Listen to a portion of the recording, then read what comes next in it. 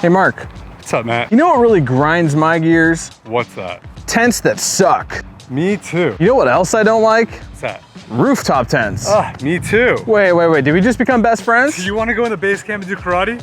Yes, but maybe later. Guys, I've been a ground tent guy for my entire life, and I've ran through many different types of tents out there, but not one single one of those has been a perfect tent for what I like to do when I'm off-roading. And I think my friend Mark here had a similar experience. He actually went out there and made a tent for guys like us. So on this episode, I'm gonna go over all you need to know about the Overlandish Base Camp Hub tent, some of its features and benefits and why I like to use it when I'm off-roading, and how it compares to one of these regular tents you can pick up at any big box store.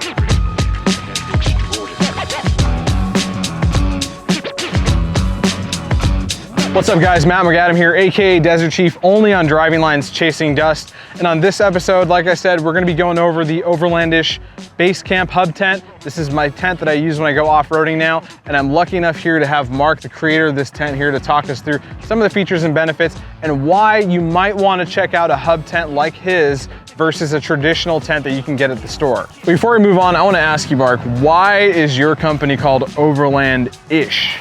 Well, basically, we are overlanders that make fun of overlanders. Hold on, explain that. Well, to keep it short, I like going fast, but I also like camping. Okay, fair enough. Me too.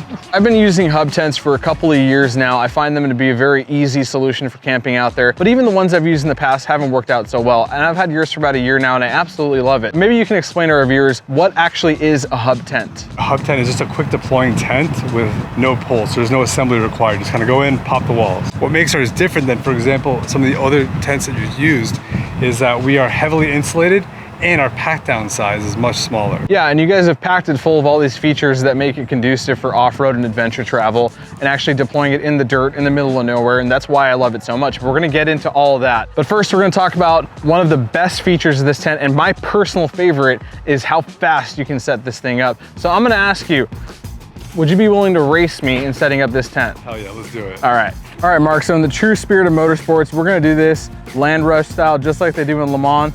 We're gonna pick these tents up. We're gonna run about 20 feet that way, and then the first one to set up their tent all the way out wins. You ready to do it? Okay, on your mark, get set, go. You're gonna have to be faster than that, Mark. I'm an expert at setting up these ground tents with poles.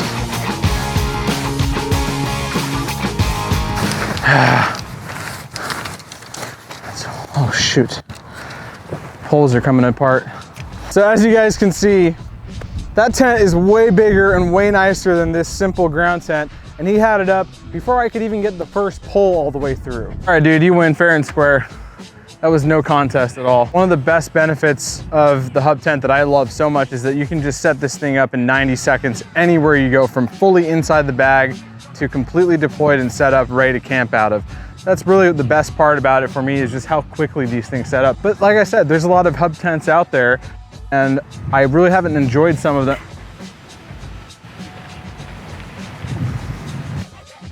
There you have it.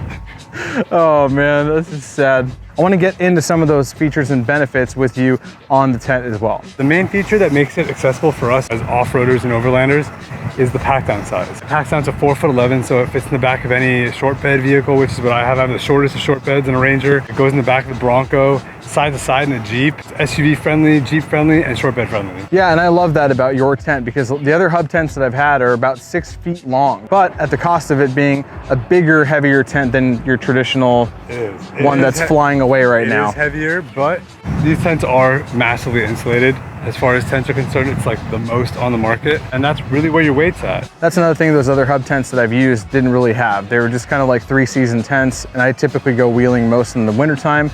That's when you really need that insulation.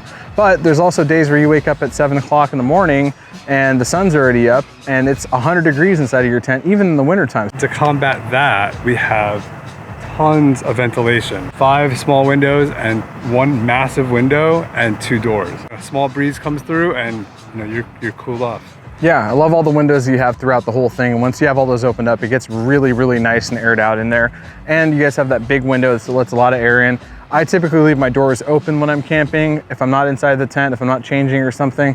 And you have that great mesh screen that closes over the door. Yeah. My favorite part about your doors and windows is the patch of Velcro that you have on the inside and the outside of the tent that allow you to leave those doors closed or open without flapping around like every other tent that I've had. And the roof has the vents as well for condensation at nighttime when you're sleeping. There you go. None of those other hub tents that I've used have had ventilations, and sometimes, I know you probably felt this too, you wake up in the middle of the night and you get this drip going on your face, and that's just your body sweat and your heat and just like all that rising to the top and then just dripping on top of you. That's just disgusting. And another feature of your tent that I really like is how easy it is to clean out, because my other hub tents, you know, you track dirt inside of them. We're out there in the middle of nowhere. We got all kinds of rocks and sand and stuff in our boots. And when we're getting into the tent at night, I track a lot of that stuff inside. Or if the wind's blowing and I leave a window open, it looks like Glamis in there sometimes. So the really nice thing that I love about your tent is that you actually have like that typical, almost like an ice fishing tent model where it's got a floor that's removable. So you can actually take that floor and unzip it,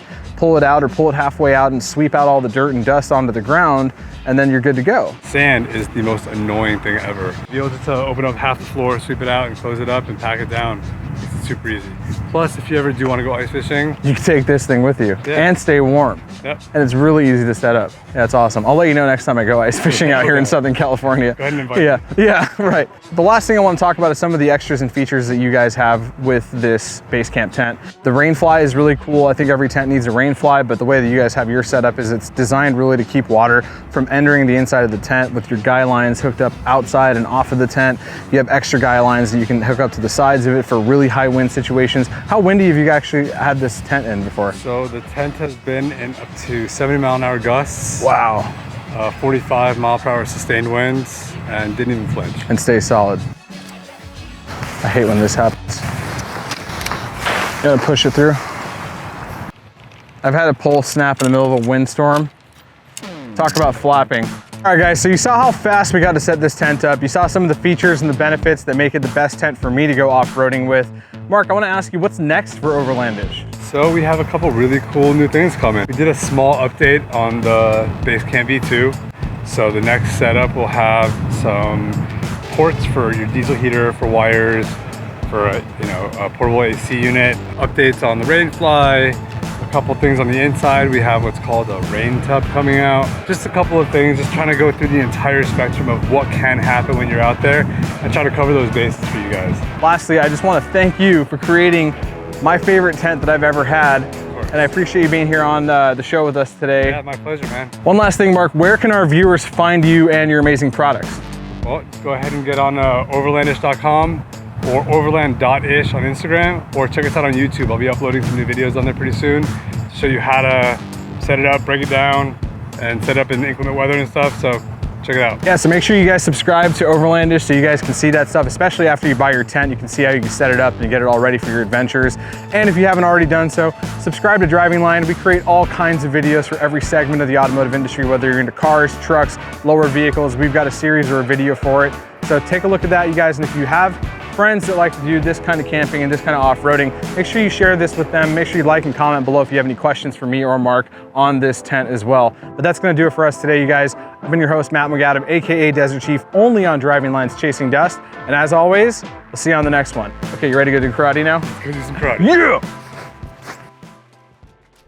Thanks for watching Driving Line. If you guys like this video, consider subscribing to our channel so you'll never miss any of the content we create here. Whether you're into trucks, Jeeps, imports, domestic vehicles, or anything in between, we are here to fuel your passion. So hit that subscribe button and we'll see you guys next time.